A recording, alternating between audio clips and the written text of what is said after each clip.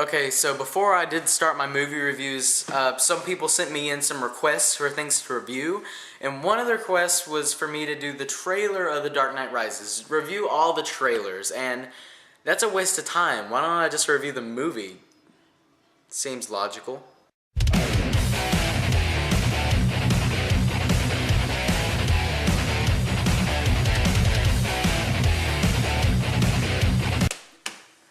The Dark Knight Rises. Okay, so The Dark Knight Rises takes place 7 years after The Dark Knight did. 7 or 8, I can't remember.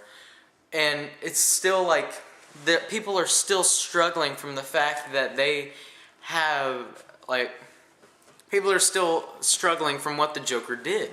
They having this big reunion for Harvey Dent, and I like the fact that Jim Gordon has been keeping a lie hidden since the last movie. They portrayed this really well.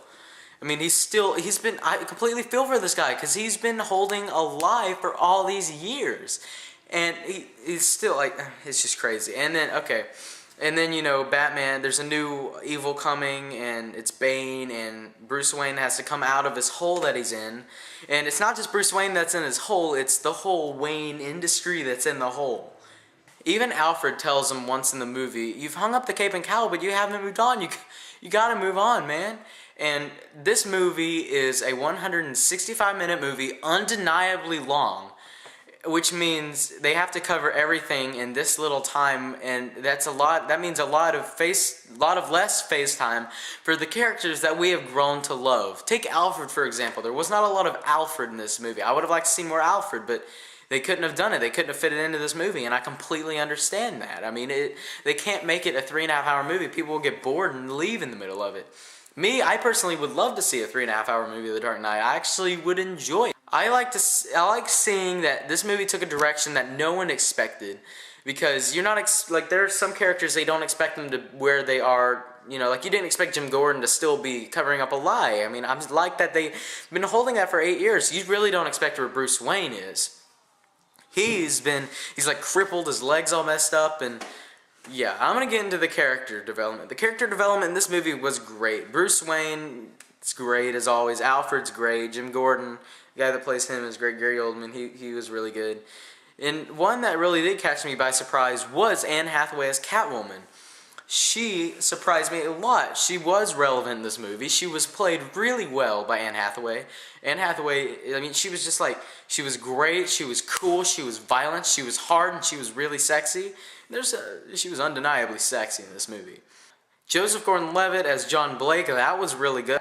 And, oh yeah, I forgot to mention this one small character, you know, Bane, Tom Hardy. Yeah, he was probably... This guy was much more of he was a bigger threat to Gotham than Joker was. And yeah, he was more physically superior to Batman than Joker ever was, which I loved seeing because the Joker is my favorite enemy, but Bane still was able to pull it off, and he's probably tied with Joker for my favorite. Joker maybe a little bit more, but Bane just really pulled that off, and I really love how Tom Hardy pulled Bane. If you look in the comic books, Bane's face is fully covered, but in this one his eyes are showing, and there's some scenes where it's just like his eyes are going crazy, and you're like, oh, I would not mess with that dude. Especially if I'm as rusty as Batman is in this movie, and he is rusty. He's one rusty Batman. But you know, it's not like he gets to choose if he wants to go up against. He has to go up against him, and he does. And it takes the movie in a direction you're not used to. I mean, I'm not gonna say it because of spoilers, and people are gonna complain about it. But I did like the way that they did that, and well, I may put a spoiler-filled video up on YouTube. I don't know yet.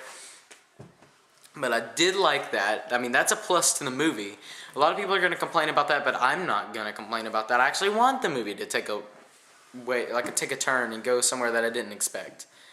And then, you know, the big climax and everything happens, and the ending comes, and it's just like, Batman. The movie pulled off Batman so well. And there were some bad things in this movie. You know, there were a couple quick fixes that I didn't like, that were okay. You know, it's just like, oh man, that's an obstacle. That's going to be hard to come over, you know. That's going to be hard to take care of. Oh wait, just put on this robotic leg. It'll, oh, okay, It's fine, I guess. Oh, your back is broken? Oh, no, I'll just do this. It's okay. I guess so. Whatever boats your float, dude. So, yeah, I mean, if they were to take any longer and coming over those obstacles again, would have made this movie like a 3.5-hour movie, and they didn't have time for that. And I completely sympathize for Christopher Nolan for doing that, and all the writers, and just making the movie completely relevant. It was really good. It was really heartfelt. It just, Bane, Catwoman, and Batman just are all amazing in this movie. Everyone does really well. And it just, the movie, The Dark Knight Rises, it's the conclusion of an awesome trilogy. Usually the first one's good, the second one's good, the third one's bad. In this case, all three movies were awesome-tacular because The Dark Knight Rises is awesome-tacular.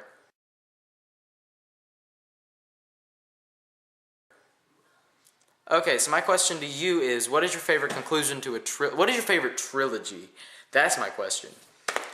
There are a bunch of trilogies out there, but my favorite is probably the Lord of the Rings trilogy. I like it a little bit more than the Batman's second. So yeah, comment below, let me know. And as always, if you like what you've seen here and you want to see more, click sidebar to see more.